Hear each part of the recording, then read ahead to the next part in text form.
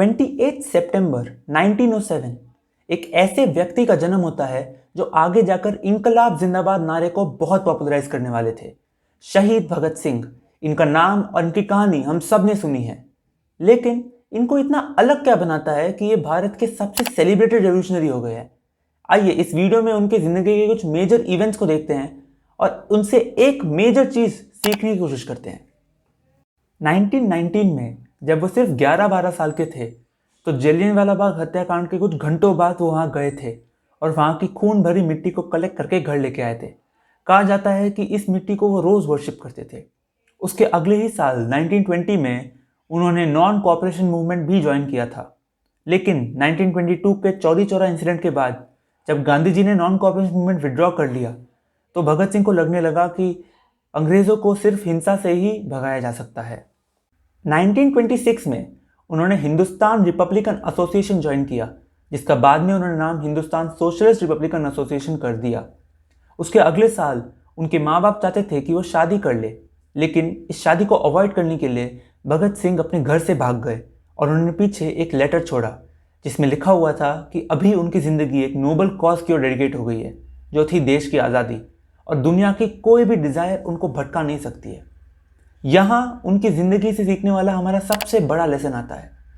अपनी ज़िंदगी में उन्होंने एक पर्पस सेट कर लिया था और उनके और उस पर्पस के बीच कुछ नहीं आ सकता था।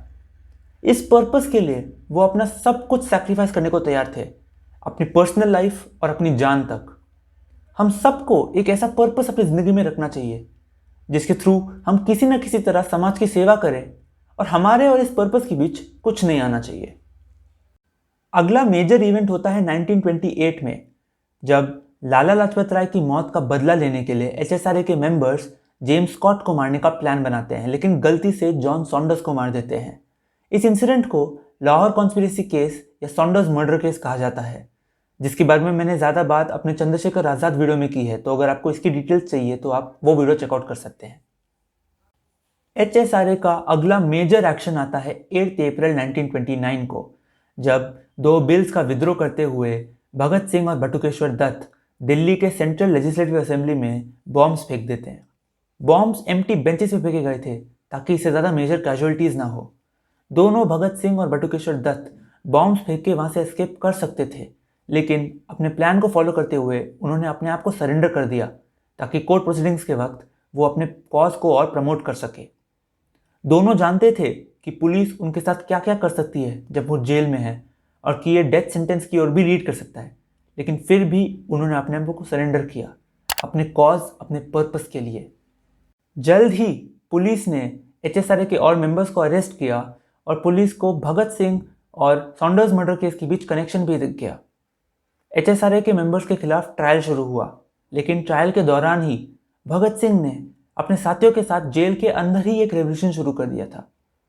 उन्होंने नोटिस किया था कि वाइट यूरोपियन प्रिजनर्स को इंडियन प्रिजनर्स से बेटर ट्रीट किया जाता है। इंडियन प्रिजनर्स को ढंग का खाना नहीं मिलता था, ढंग के कपड़े नहीं मिलते थे और बेसिक हाइजीन के एलिमेंट्स भी मिसिंग थे। सो भगत सिंह ने अपने साथियों के साथ एक इनडेफिनिट हंगर स्ट्राइक घोषित कर दिया, ये डिमांड करते हुए कि उनको पॉलिटिकल प्रिजनर्स की तरह रिकॉग्नाइज करना चाहिए और वाइट यूरोपियन प्रिजनर्स की तरह इक्वली ट्रीट करना चाहिए। इस हंगर स्ट्राइक को दोनों मीडिया और पब्लिक से बहुत अटेंशन मिला, जिसके कारण ब्रिटिश गवर्नमेंट डर गई थी। गवर्नमेंट ने उनके हंगर स्ट्राइक को तोड़ने के लिए बहुत तरीके अपनाए, जैसे उनके प्रिजन सेल में अलग अलग खाने के आइटम रख देना, उनके पानी के जग में दूध भर देना, यहाँ तक कि उनको टॉर्चर करके फोर्स फीड भी करना। लेकिन भगत सिंह और उनके साथियों ने अपनी हंगर स्ट्राइक नहीं तोड़ी। फिर 13 सितंबर 1929 को फास्टिंग के 63 डेज के बाद एक रेवोल्यूशनरी जतिंद्र नाथ दास शहीद हो गए और देश के ऑलमोस्ट सब नेशनलिस्ट लीडर्स ने उनको ट्रिब्यूट दिया।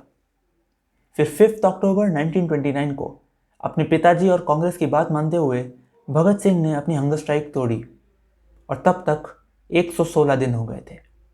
इमेजिन कीजिए 116 दिन, यानी कि 116 डेज खाने के बिना जाना अपने कॉज के लिए, इंडियन प्रिजनर्स की इक्वल ट्रीटमेंट के लिए।